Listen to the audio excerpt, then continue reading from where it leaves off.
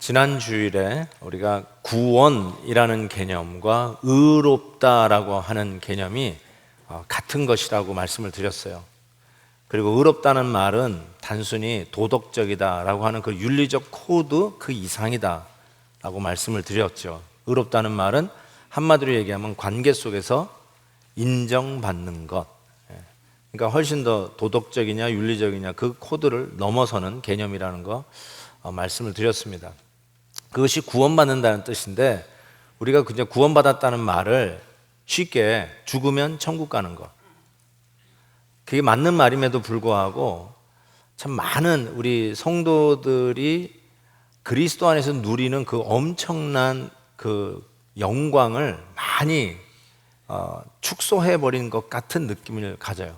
그래서 예수 믿으면 그냥 피 안의 세계를 위해서, 죽으면 천국 가기 위해서 보험 들듯이 예수 믿는 것, 이런 식으로 구원받는다는 개념을 정리하는 분들이 있는데, 실은 의롭다, 인정받는다는 것이 구원받는 거라면 이게 매일매일의 삶 속에 이게 얼마나 중요한 의미를 우리에게 던져주는가 생각해 볼 수 있습니다. 실은 여러분 한번 생각해 보세요. 저는 목사인데 목사가 목사로 인정받는 거, 이거 얼마나 놀랍고 기쁘고 감사한 일인지. 한번 성도님들이 저를 보면서 목사님, 우리 목사님 하고 인정해 주는 거, 그것처럼 하루하루 목회할 맛이 나잖아요. 여러분 교회 장로님 계시고 우리 집사님들 계시는데 성도님들이 너무너무 존경하고 너무너무나 그냥 즐거워하고, 야, 집사님이 계셔서 우리 살맛 납니다. 그래서 교회에서 신앙생활 하는데도 인정받는 장로요, 인정받는 집사가 되는 거, 이거 얼마나 살맛 나는 겁니까? 가정에서 남편으로 인정받고 아내로 존귀함을 받고, 너는 내 아들이야, 엄마 아빠에게 인정받는 자녀들로 뿌듯하게 자라가고, 그냥 아이들이 엄마 아빠를 너무 좋아하고 너무 존경해. 그런 부모의 삶에 인정함을 받으면서 가정생활하고, 더 나아가서 직장에서도 야, 정말 우리 미스터 킴 없으면 어떻게 직장이 될까, 정말 그 실력도 인정받고 그 사람 때문에 이 직장이 잘 된다고 하면서 사장님도 좋아하고. 여러분 그게 전부 다 뭐냐면 의롭다는 개념에 들어가는 거잖아요. 자기가 그 관계 속에서 제자리에 들어가서 그 역할을 회복하는 것, 그게 의로워지는 것이고, 그리고 그게 구원의 개념이라는 거예요.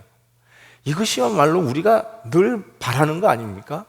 깨어졌던 가정, 깨어진 인간관계 속에서 그냥 뭐 저 사람은 이래 저 사람은 저래, 소위 우리 소장 말로 찍힌 사람들, 그런 식으로 살아가는 게 아니라 정말 인정받고 살고 싶고 그렇게 사는 게 매일매일의 뿌듯한 기쁨 아니겠어요? 근데 그것을 하나님과의 관계 속에서 제대로 원상 회복되는 것, 그게 하나님이 보실 때 의롭다 하고, 그리고 그런 자가 구원받았다. 그러니까 이게 단순히 난 죽으면 천국 가라고 하는 너무 좀 깊이가 너무 좀 얇은 그런 의미로 구원의 개념을 너무 그냥 단순하게 넘기는 것 같은 아쉬움이 있는데, 이 의롭다고 하는 개념을 통해서 와, 우리가 오늘 이미 천국을 누리는구나, 관계가 회복되고 인정받는 관계에서 아버지로서, 아내로서, 또 교인으로서, 목사로서, 집사로서 그 역할을 감당하는, 그래서 인정받는 이것이 얼마나 우리 삶 속에 활력을 주고 기쁨을 주는가, 그걸 생각해 보면 야, 구원이라고 하는 이 개념 자체가 엄청난 것을 포함하고, 단지 죽어서 피 안의 세계에 천국 간다, 그런 개념으로 가지고는 설명이 안 되는 엄청난 깊이와 넓이의 영광이 크리스천 삶 속에 있다는 것을 생각해 보게 됩니다. 자, 그래서 지난 주일에 마지막 절이 누구든지 주를 부르는 자는, 주의 이름을 부르는 자는 구원을 얻으리라 하면서 13절이 끝났죠.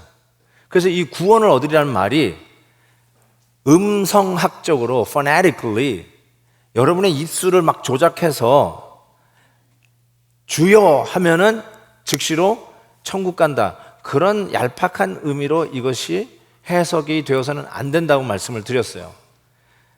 그래서 이 도대체 주의 이름을 부르는 자가 구원을 얻는다, 의로워진다, 매일매일 삶 속에도 구체적인 인정받는 삶으로 행복하고 의미 있고 어쩔 줄 모르게 감격하게 살아가는 이 삶의 제스처, 삶의 제스트, 그거를 우리가 누리면서 살아가게 된다라고 하는데, 이것이 그냥 입술로 주여 하는 말로 자동적으로 가는 것이 아니라고 말씀을 드렸어요.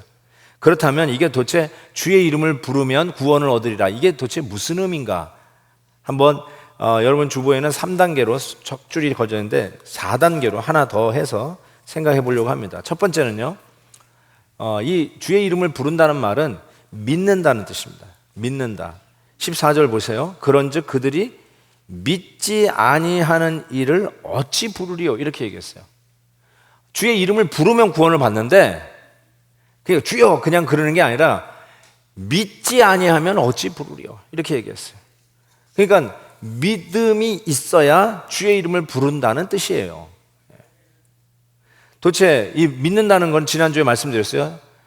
우리 예수 그리스도가 주님인 것을 시인하고, 우리의 입술로 시인하고, 그를 죽은 자 가운데서 다시 살리신 것, 즉 예수 그리스도의 삶과 십자가와 죽음과 부활이 바로 나를 위한 것임을 마음으로 믿으면 구원을 얻으리라. 바로 그 믿음을 이야기하고 있습니다. 자, 그런데 이것도 우리가 입술로의 고백, 예수님을 주로 고백하는 것은 목숨을 건 고백이라고 그랬어요. 시저가 주가 아니라, 큐리어스가 아니라 예수님이 나의 큐리어스, 주님이라는 하는 고백이고, 그 다음에 마음으로 믿는다. 그 말은 그냥 50%, 60%가 아니라 나의 전 인생을 건, 나의 전 무게를 건 고백, 그게 마음으로 믿는 것이다, 이렇게 말씀을 드렸어요. 결국 그 마음으로의 고백은 하나님께서 우리를 몰아가시는, 그래서 결국 그 고백을 하게 하시는 그 하나님의 은혜가 있다는 것도 말씀을 드렸습니다. 근데 이 믿음이라는 것을 우리가 잘못 생각하면은 안 믿겨지니까, 믿습니까? 믿습니까? 잘 안 믿겨지는데 한번 따라해 보십시오. 메시메다 그러면 믿어집니까? 저 이렇게 쌍시오 발음을 쫙 빼내면은 갑자기 믿음이 없다가 믿음이 쓱 들어옵니까?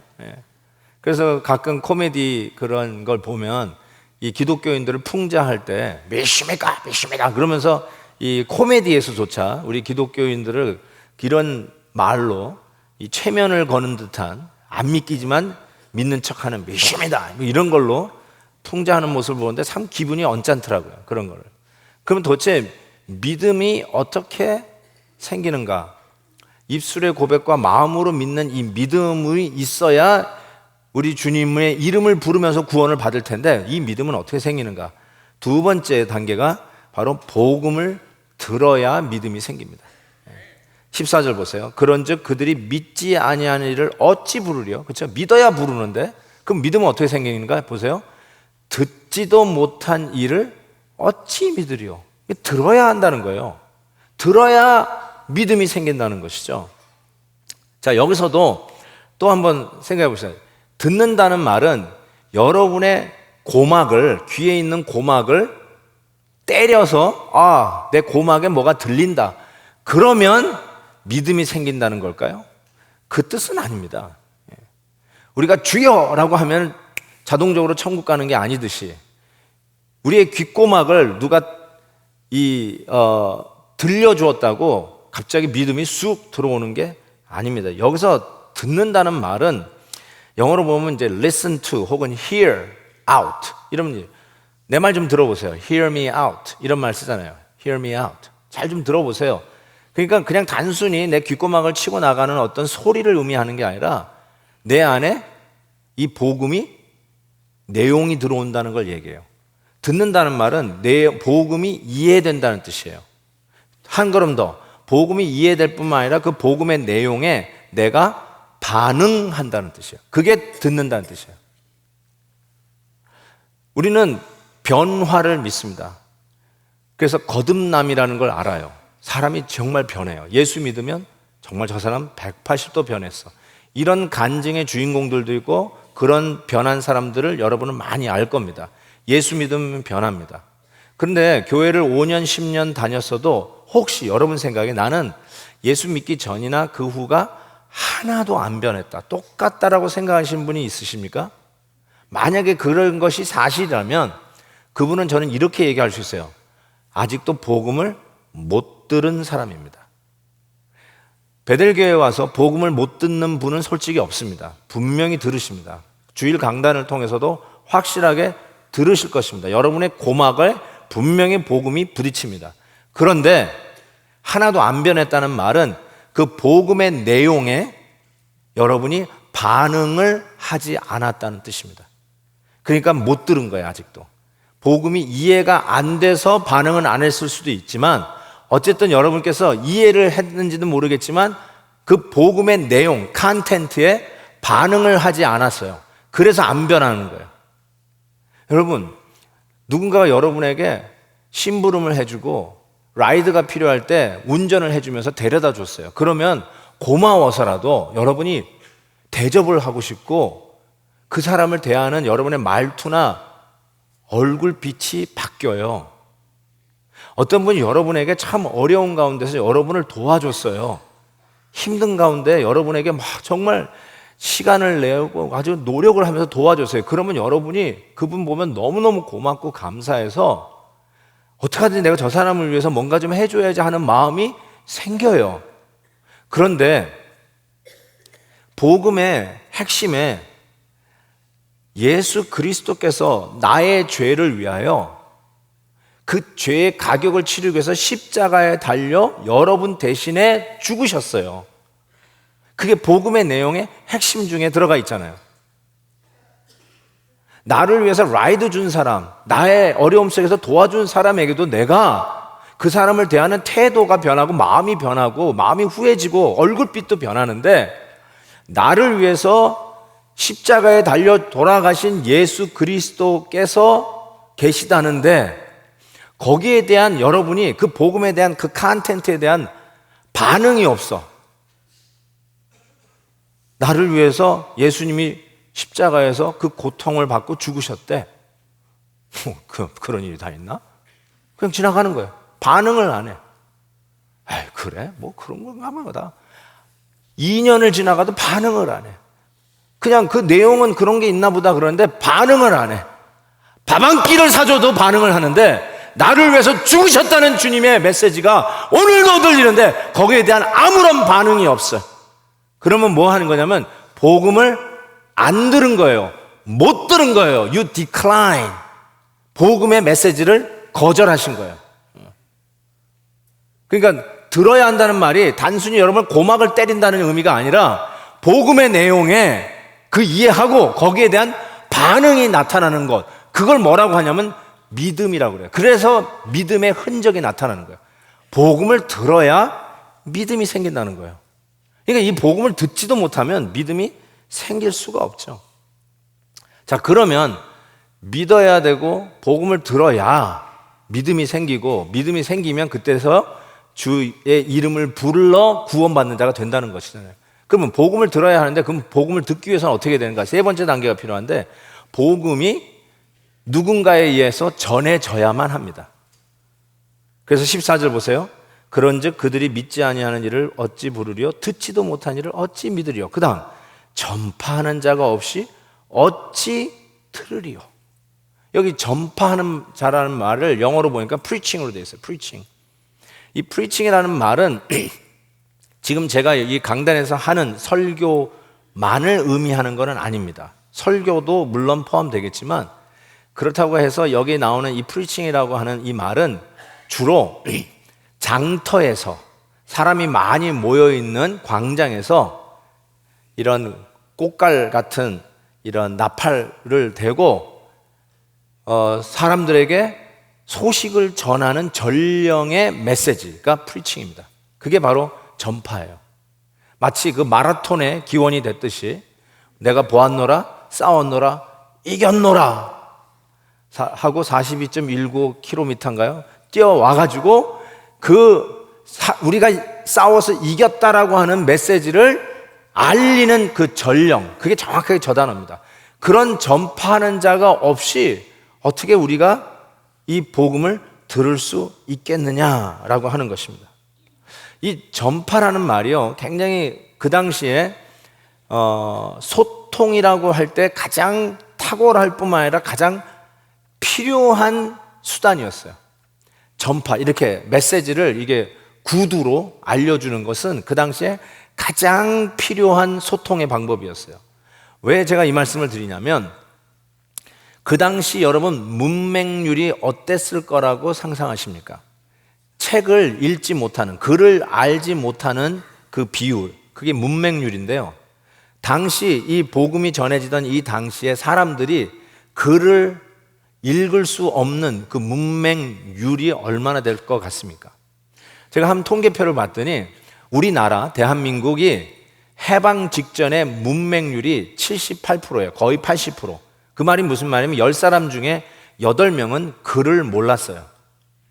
아니, 세종대왕이 1446년에 훈민정음 발표를 했는데, 아니 이게 어떻게 된 일인가 할지 모르지만, 실은 세종대왕이 한글을 훈민정음을 발표했지만 실은 그것이 우리나라 말로 정착된 거는 450년 그 후, 450년 이후 갑오경장 때 그것이 우리나라 말로 채택이 됩니다.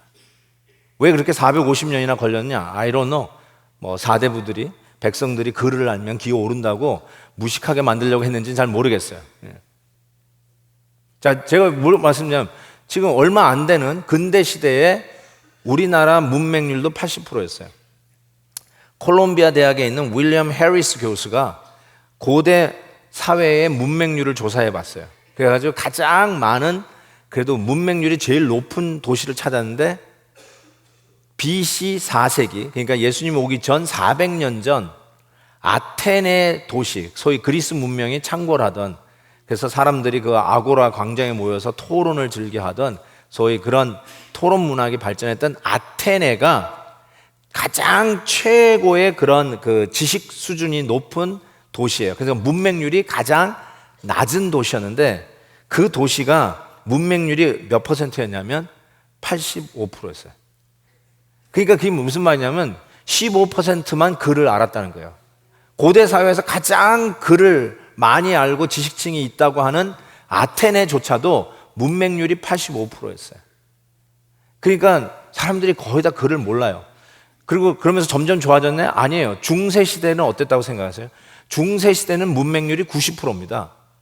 그 말은 10명 중에 9명은 글을 몰랐어요. 그도 10% 아는 사람들은 대개 다 종교 사제들이었어요. 종교에 종사하는 사람들이 라틴어를 읽고, 그래서 성도님들은 성경도 못 읽었던 거 여러분 아시지 않습니까? 마틴 루터가 종교개혁하면서 모국어로 성경을 번역하는 거는 불에 태워 죽일 죄였어요. 그 일을 마틴 루터가 하면서 종교개혁을 이루는 근간이 되었고, 구텐베르크에 의해서 활자가 나오면서 비로소 책들이 만들어지면서 소통을 말로만 아니라 글로도 소통을 할 수가 있게 되었죠, 나중에는. 그런데 지금으로부터 2000년 전 이 복음이 증거되어지던 시대에 누구든지 주의 이름을 부르는 자는 구원을 얻으리라. 와우, 이게야말로 복음인데 어떻게 해야 되는데, 믿지 않으면 어떻게 부르겠느냐?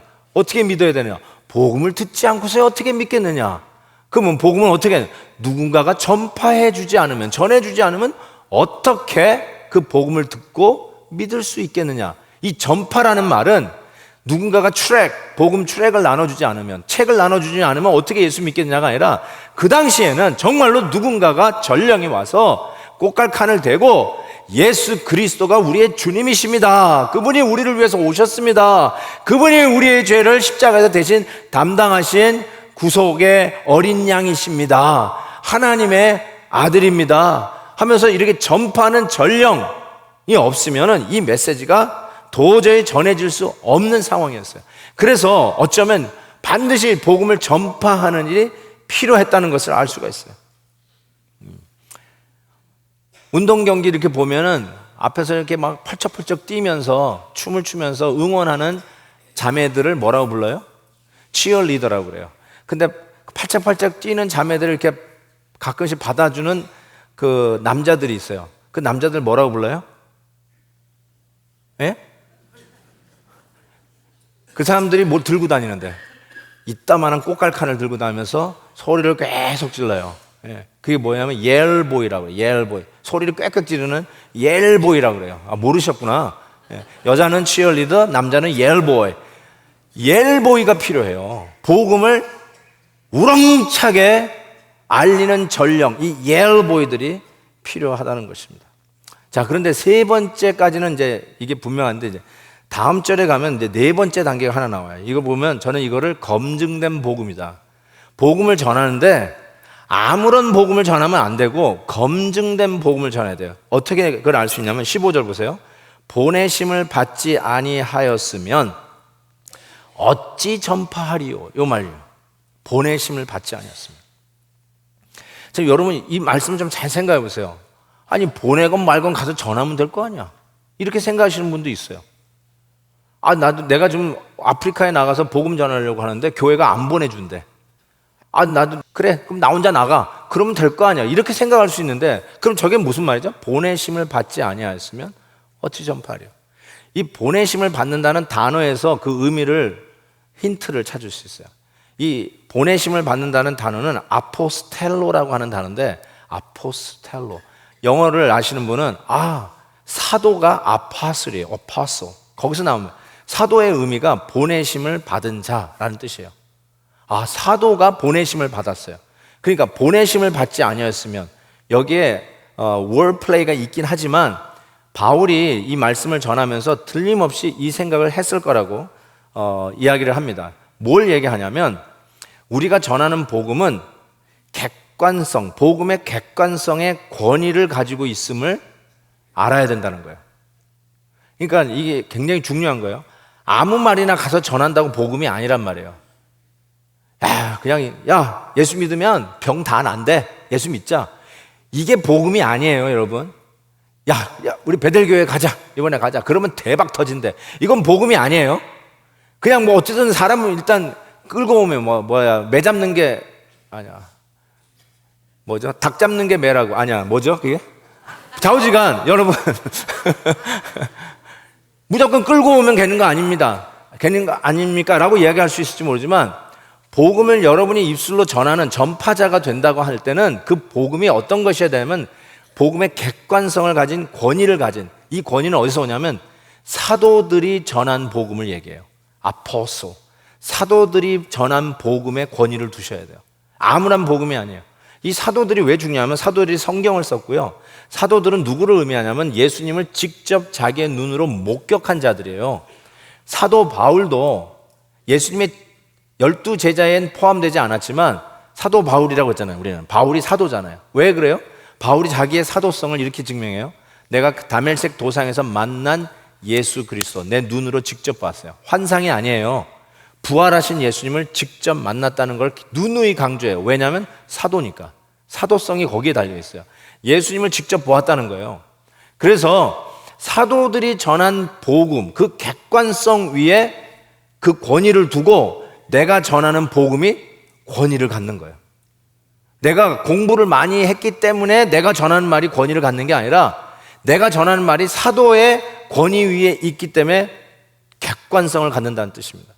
그러니까 아무런 복음 전하는 게 아니라 이 보내심을 받았다라고 하는 그 객관성, 바른 복음의 내용물을 가지고 전하는 것, 검증된 복음이 전해져야 되는 것을 이야기합니다. 그래서 그 디모데 후서에 이런 말씀이 있잖아요. 그러나 너는 배우고 확실한 일에 거하라. 바울이 디모데에게 하는 말이에요. 그리고 이렇게 해서 너는 네가 누구에게서 배운 것을 알며, 이렇게 돼 있어요. 이게 어떻게 들으면은 디모데야, 너 나한테 배운 거야. 너 이렇게 스승을 함부로 갈면 안 돼. 뭐 이런 얘기 같이 들리는데, 그게 아니라 사도성에 그 전하는 복음의 객관성이 놓여져 있으니까 그 메시지를 붙들고 전하라는 것이죠. 아무거나 여기서 듣고 저기서 듣고 그래서 편집해가지고 이야기하는 그런 게 아니라, 여러분 생각에 이건 괜찮겠다라고 하면서 전하는 게 아니라 사도성 위에 권위를 두고 객관적인 검증된 복음을 전하라. 그 뜻이 포함되어 있다고 저는 생각해요. 그래서 그 교회의 건강함은 그 교회가 얼마나 많은 성도들이 모이느냐에 달려있지 않습니다. 그 교회가 정말로 좋은 교회냐, 건강한 교회냐는 그 교회의 모든 프로그램이 얼마나 조직적으로 잘 운영되느냐에 달려있지 않습니다. 그 교회의 건강함은 그 교회의 강단에서 선포되어지는 복음의 객관성에 달려있습니다. 어떤 복음의 내용이 전해지느냐가 그 교회의 건강을 결정합니다. 그래서 정말로 이 복음이 이 사도의 권위 위에서 객관적으로 선포되어지는 게 얼마나 중요한지 몰라요. 그냥 모이는 게 그냥 모이니까 됐나 보다 그런 게 아니에요. 정말로 전해지는 복음의 컨텐츠가 중요하다는 걸 말씀드리고 싶어요. 두 번째 의미는 보내심을 받지 아니하였으면 어찌 전파하리요. 이건 뭘 의미하냐면 교회가 모든 곳으로 모든 시간에 전도자 혹은 선교사를 보내어 사도의 말씀들을 전하는 전령 역할을 하는 존재가 교회인 것을 가르쳐 줍니다. 그래서 누구는 해외로 보내고 누구는 이웃으로 보내고 누구는 강단으로 보내고, 그래서 어느 곳이든지 어느 때든지 정확한 복음의 메시지를 우리는 이 파송에서 이 복음이 땅끝까지 전해지는 일을 감당하도록 이 시대에 교회에 주신 사명인 것을 믿습니다. 자, 그래서 이 복음을 전하는 이 자들을 이렇게 표현합니다. 그 소식을 전하는 것이 참 아름다운 발이다 하면서 이사야 말씀을 인용하는데 15절 이하에 보니까 아름답도다 좋은 소식을 전하는 자들의 발이여 함과 같으니라. 여러분, 발이 얼마나 이쁘면 발이 아름답다고 할까요? 지금부터 2000년 전 얘기라고 생각해 본다면 여러분, 그때 당시의 길은 거의가 비포장 도로입니다. 모든 길은 로마로 했지만 그 로마 제국이 깔아놓은 그 카도르라고 하잖아요. 그 대리석 길 외에는 거의가 비포장 도로라고 할 수 있어요. 여러분, 미국에서 비포장 도로 본 데가 있어요? 거의 볼 수 있어요. 거의 볼 수 없어요. 근데 딱 한 군데 비포장 도로가 있어요. 그것은 우리 교회 수양관 가는 길은 비포장 도로야. 어느 날 이 교회 차량인데 타이어가 완전 진흙 덩어리가 돼 있어요. 그러면 10중 8구 비 오는 날에 우리 수양관 갔다 온 차인 게 분명합니다. 그러니까 여러분, 지금도 조금만 비 오면 그렇잖아요. 저도 어렸을 때 비만 오면은 그냥 집 앞 길은 전부 다 질퍽했던 기억이 납니다. 그래서 겨울에는 그 연탄재 쌓아놓은 거, 그거 이게 물 많은데 이렇게 깨가지고 밟던 기억이 나요. 여러분은 그런 시절이 없었던 모양인데 저는 연탄 깨면서 이 질퍽한 길을 막았던 기억이 나요. 제가 어렸을 때도 그랬다니까요. 그러니까 여러분, 2000년 전에 길은 어땠을까요? 비가 오면 당연히 질퍽했을 거고요. 비가 안 오는 시기에는 먼지가 펄펄 났을 거예요. 그 당시에 정말 사람들이 신는 신발은 나이키 운동화가 아니라 샌들이었어요. 발이 어떻게 이쁠 수가 있습니까? 더럽죠. 남의 집에 들어갈 때 일단 발 씻는 물부터 내놓는 게 풍습이 될 정도로 발은 더러웠단 말이에요. 그런데 그 발이 아름답다라고 그래요. 그 발 자체가 아름다운 게 아니라 그 발로 옮겨가고 있는 이 전령의 소식, 이게 아름다운 거죠. 그 질퍽한 길을 자전거 타고, 자전거가 굴러가지 않아서 자전거를 끌면서 소식, 우편물을 전달하는 우편 배달부의 그 진흙이 묻어있는 그 신발, 특별히 그 소식이 내가 기다렸던 아들이 보내온 소식이요, 아니면 내 애인이 보내온 연애 편지라면 그거 전달해 주기 위해서 질퍽거리는 그 길을 온 흙탕물이 되면서까지 걸어와서 온 몸이, 아니 특별히 신발은 엉망이 돼가지고 와서 전달해 주는 그 사람의 발은 아름다운 발이에요. 그렇지 않아요? 아름다운 발. 예수 그리스도의 이 복음을 전하기 위해서 오는 그 발은 먼지구덩이에 먼지 묻고 완전 진흙덩어리에서 엉망이 되어 있는 발이지만 그 발은 아름다운 발이라는 거예요. 그런데 참 희한한 것은 유대인들이 이 복음을 불순종했어요. 이 복음을 믿지 않았어요.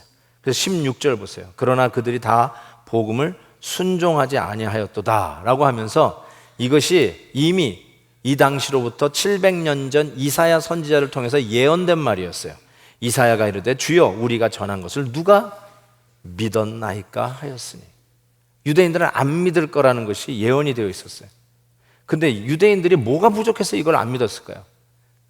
구체적으로 얘기한다면 우리가 못 들었다, 우리는 전령도 없었다, 우리가 듣지도 못했다, 이런 변명을 늘어놓을 수 있을까요? 천만의 만만의 말씀. 그야말로 하나님의 종들, 선지자들을 보내서 전령들이 나가서 전했고 그들은 들었고 복음의 컨텐츠를 알았어요. 근데 그 컨텐츠, 복음의 내용을 그들은 거절했어요.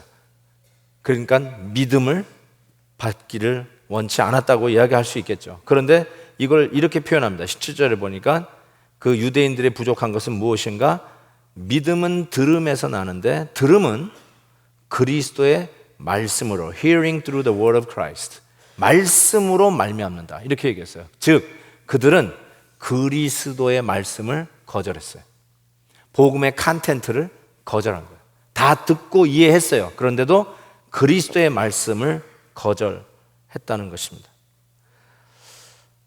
참 이런 말씀을 들으면 야, 정말 복을 차도 유분수지 하는 생각이 들어요. 어떻게 이런 걸 차버릴 수 있었을까? 그런데 유대인들을 이야기하면서 19절부터 좀 한번 읽어봤으면 좋겠어요. 이분들이 왜 복음을, 그리스도의 말씀을 거절했는지 그 이유가 그 태도의 모습을 하나님이 이렇게 적고 있어요. 19절 보면 그러나 내가 말하노니 이스라엘이 알지 못하였느냐? 알았다는 거죠.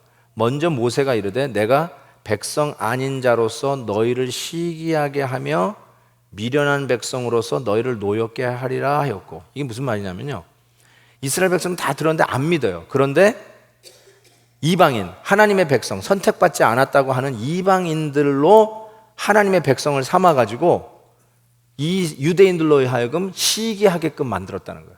시기 좀 해라, 시기 좀. 그리고 미련한 백성으로서 너희를 노엽게 하자. 미련한 백성으로 하여금 하나님을 믿게 함으로써 이 똑똑한 유대인들을 하여금 화가 나는 거야. 아니 저것들이 어떻게 예수 믿어? 우리도 안 믿고 있는데 왜 저것들이 예수 믿어? 하면서 노엽게 만들었다는 거예요. 자, 20절 보세요. 이사야는 또 뭐라고 얘기했냐면 매우 담대하여 나를 찾지 아니한 자들에게 찾은 바 되고 내가 묻지 아니한 자들에게 나타났노라 말하였고, 하나님은 이 유대인들은 찾아주셨어요. 하나님은 유대인들에게 물으면서 끄집어내셨어요. 그런데 하나님을 찾지도 않은 자에게 스스로 하나님을 찾아가가지고 이방인들에게 찾아가서 당신을 알리셨고, 하나님 계십니까? 계시면 나타나 보세요 라고 묻지도 않았던, 관심도 없었던 그 이방인들에게 하나님이 친히 가셔서 내가 여기 있다라고 알려주시면서 이방인들을 구원해내시는 그 하나님의 은총을 그들에게 보이시면서 이미 복음을 듣고 있는 유대인들은, 믿지 않는 유대인들에게 시기심을, 그리고 노여움을, 부끄러움을 이렇게 드러나게끔 하셨는데도 불구하고 21절 이스라엘에 대하여 이르되 순종하지 않았다. 거슬려 말하는 백성에게 내가 종일 내 손을 벌렸노라. 순종하지 않는 이 백성들에게 야, 좀 봐라, 좀 봐라. 그런데도 거절했다는 뜻이에요. 이게 바로 유대인들의 교만이었어요. 저는 뭐 유대인들하고 개인적인 감정은 없어요. 뭐 유대인. 근데 제가 이스라엘에 갔었을 때 제가 평생에 사람하고 싸운 게 제가 55살인데 55년 동안 제가 싸운 게 딱 3번 싸웠어요. 한 번 싸운 거는 국민학교 때 5학년, 국민학교 5학년 때 제 짝꿍하고 한바탕 싸웠어요. 그리고 2번은 제가 이스라엘에 5주 동안 있었을 때 유대인들하고 싸웠어요. 그러니까 제가 얼마나 이 유대인들이 하고 싸운 게 제 인생의 3분의 2가 유대인하고 싸운 거니까 이게 얼마나 대단한 겁니까? 아, 정말 많이 부딪혔어요, 유대인들하고. 같이 사니까 부딪히더라고요. 관광 가시는 분은 몰라요. 근데 거기 이렇게 살면서 장도 봐야 되고 음식 해 먹고 거기에 좀 주거를 하면 이게 부딪히기 시작하더라고요. 얼마나요? 이방인 취급하는지요. 아유, 그냥 느껴요, 그냥. 이게 다 이렇게 내리꼽는 그 시야. 그거 참기 힘들어요.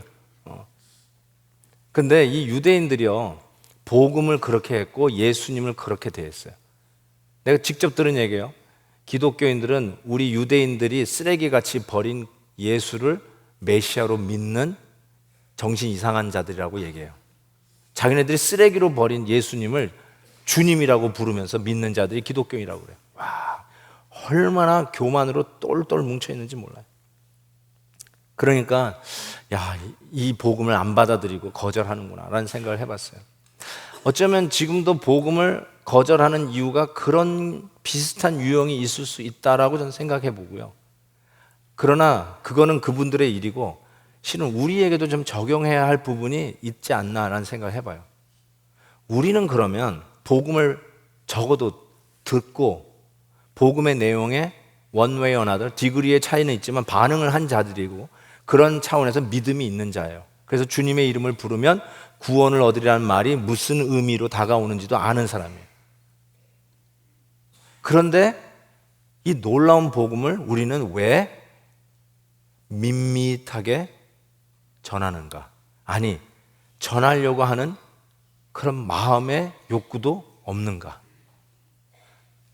교회에서는 열심히 하려고 애를 쓰고 으쌰으쌰 하려고 하는데 왜 나는 그 일이 남의 일 같을까?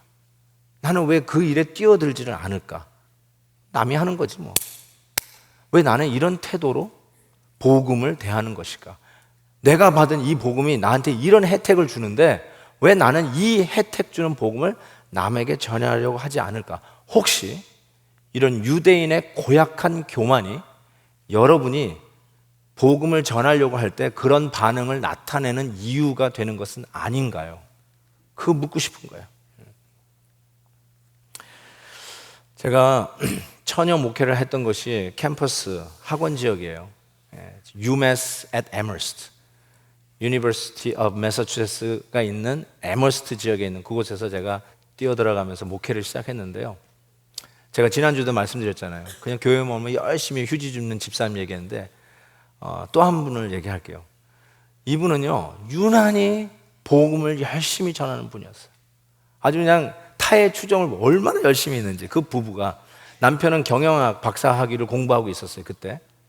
근데 이분이 그 당시 이제 그 동네에 조그마한 그로서리가 하나 있었는데 한국 사람이 운영하는, 그 아저씨가 예수를 압니다.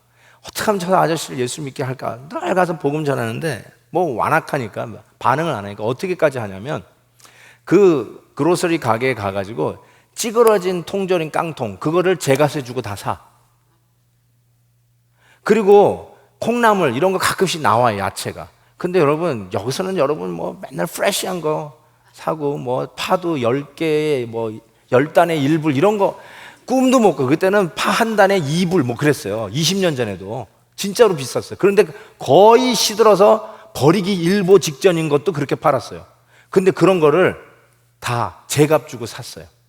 그래가지고 그 아저씨가 쟤 왜 저러냐? 쟤 박사학위 공부한다는데 제가 또라이 아니냐? 뭐 이런 얘기를 들었다니까요. 그런데도 불구하고 그런 일을 하려는 예수 믿게 하려고. 예수 믿는 사람은 어떡하니 저 사람 예수 믿게 하려고. 그 복음이 들어가기 위해서 예수 믿는 사람 좀 다르다는 걸 보여주려고. 어떤 의미에서는. 그렇게 하는 사람이 정말 열심히 했어요. 근데 그분이 제가 목회하는 가운데 이제 교수, 이제 학위 끝나고 교수로 가는데 어디로 갔냐면 싱가포르 대학으로 갔어요. 제가 그걸 기억합니다. 그래서 떠나면서 막 펑펑 우는 거예요, 그냥. 저보다 6살이 많은 학생 집사였어요. 그런데 이 너무 어린 목사를 두고 가니까 마음이 무너져 내리는 거예요, 이분이. 그러니까 안타까워가지고 엉엉 울던 기억이 나요. 그분이 이제 싱가포르 대학 가가지고 거기서도 얼마나 열심히 섬겼는지, 싱가포르에 많은 선교단체들이 있는데 많은 선교사님들이 이분을 알아요. 그 정도로 열심히 섬기시는 분이었어요. 그리고 나중에는 이제 한동대학 교수로 갔어요. 그리고 이제 연락이 끊겼는데 이분이 드디어 책을 썼네요.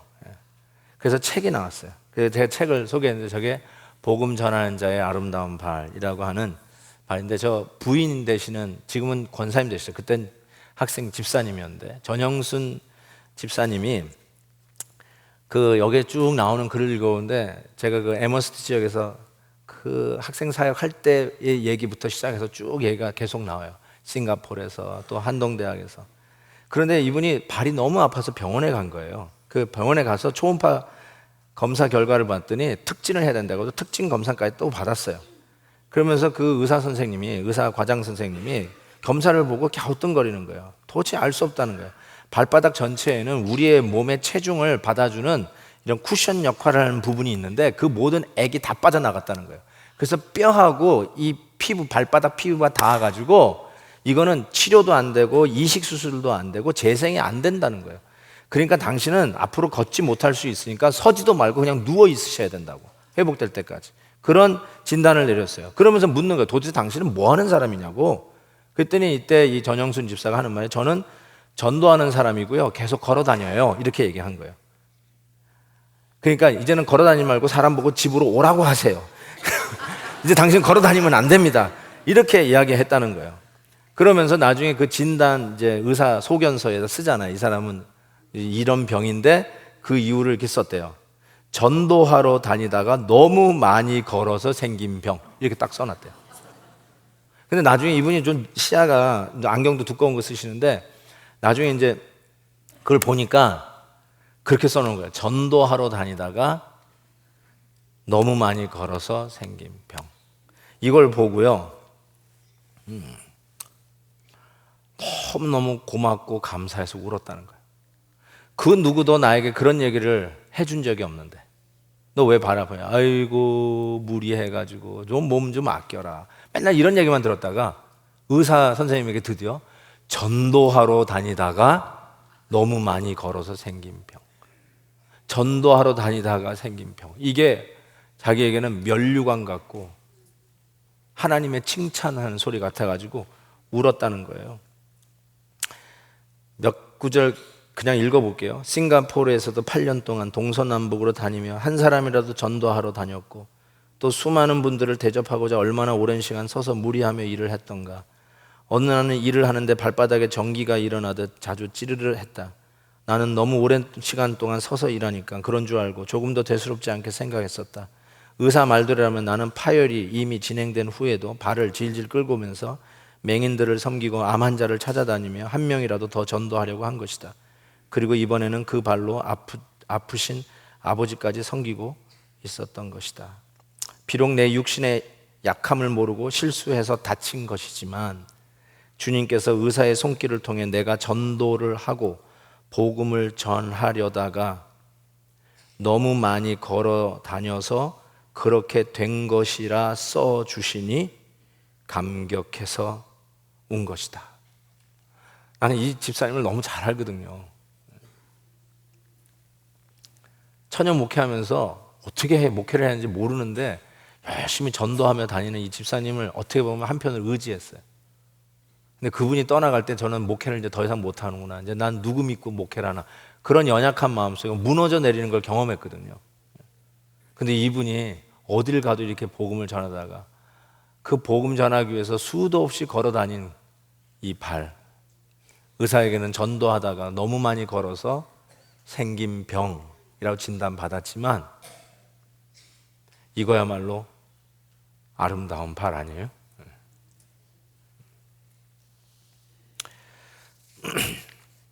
여러분, 도전합니다. 누구든지 그의 이름을 부르는 자는 구원을 얻으리라. 고전에 믿지 아니하면 어떻게 부르겠습니까? 듣지 않으면 어떻게 믿겠습니까? 전파하지 않으면 어떻게 들을 수 있습니까?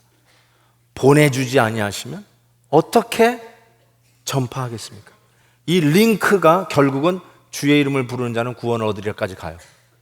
어쩌면 우리는 그 중에 something is missing 링크가 우리 안에 있을 수 있어요. 어디가 missing 되어 있는지 여러분이 아세요. 그래서 주의 이름을 부르는 자는 구원을 얻으리라, 이 복음이 복음인지를 몰라요.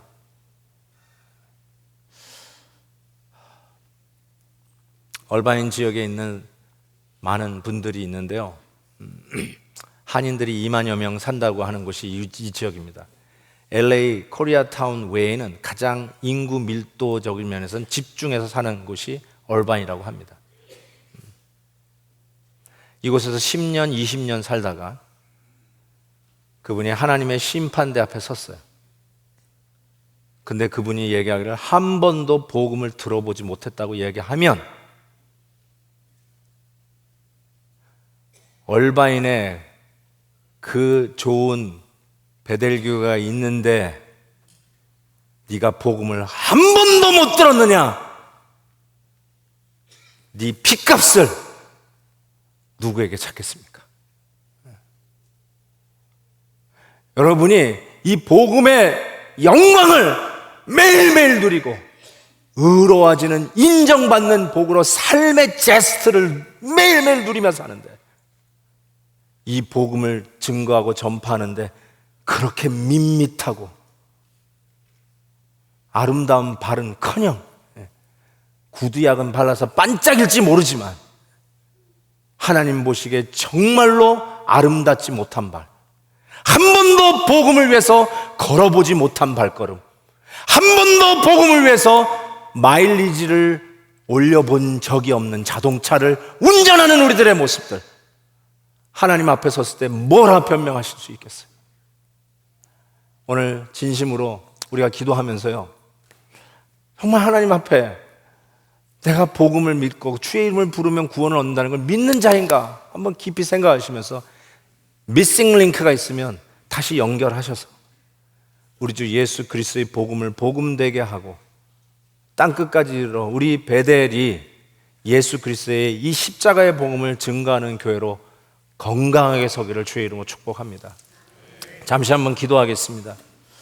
한번 기도하면서요, BIP들을 한번 생각하시고, 이미 작정하신 분들은 BIP 이름을 부르면서 기도해 주시고요. 혹시 예수 안 믿고 교회 안 다니는 사람들을 스치며 지나가는데 그 사람들 정말 예수님 필요한 분들이잖아요. 하나님 그분들 좀 붙여달라고. 3차 작정도 있습니다. 혹시 준비가 안 됐으면 그때라도 하나님 BIP 저한테 붙여주셔서, 여러분 스스로 진단하지 마세요. 저 사람 절대로 예수 안 믿을 거야, 절대로 교회 안 갈 사람이야, 저 사람 과거를 봐, 저 사람 성격을 봐, 전력을 봐, 저 사람 절대로 예수 안 믿을 거야. 여러분 진단하지 마세요. 여러분이 판단하지 마세요. 하나님이 여러분에게 그런 분을 붙여주시고 그런 분을 알게 하셨다면 하나님 앞에 그분들의 이름을 BIP로 써서 Very important person, 정말 하나님 보시기엔 너무나도 귀한 영혼이기에 그분들의 이름을 써서 하나님 앞에 올려드리고 기도부터 시작하십시다. 그 믿음이라도 좀 가집시다. 여러분 스스로 판단해서 안 될까요 저 사람 하고 적어내지도 아니하고 기도도 아니하면 여러분이 복음 받고 천국 가는, 주의 이름을 불러서 구원받는다는 의미가 도대체 뭔지를 아십니까? 한번 오늘 기도하면서 그런 분들이 생각나고 떠오르기를 바랍니다. 그리고 이미 BIP가 있으신 분들은 그분들의 이름을 불러가면서 기도할 수 있는 시간 되기를 바랍니다. 우리 잠시 한번 기도합니다. 하나님 아버지, 주여 함께하여 주시고 하나님의 귀한 일들이 우리 가운데 있기를 바랍니다. 주여 도우시옵소서. 정말 우리의 마음속에 이 복음의 엄청난 빛과 이 영광과 놀라운 은혜를 알면서도 하나님 아직도 주님의 복음을 증거하지 못하는 우리들의 모습들을 주님 앞에 회개합니다. 우리들의 교만을 주님이여 용서하옵소서. 하나님의 복음을 증거하는 일에 너무나도 밋밋해 있는 우리들의 반응들을 용서하여 주옵소서. 다시 한번 하나님의 복음의 열정을 우리 가운데 회복시켜 주시고 우리의 삶 속에 아름다운 발이 될 수 있도록 도와주시기를 원하고 기도합니다. 예수님의 이름으로 기도하옵나이다. 아멘.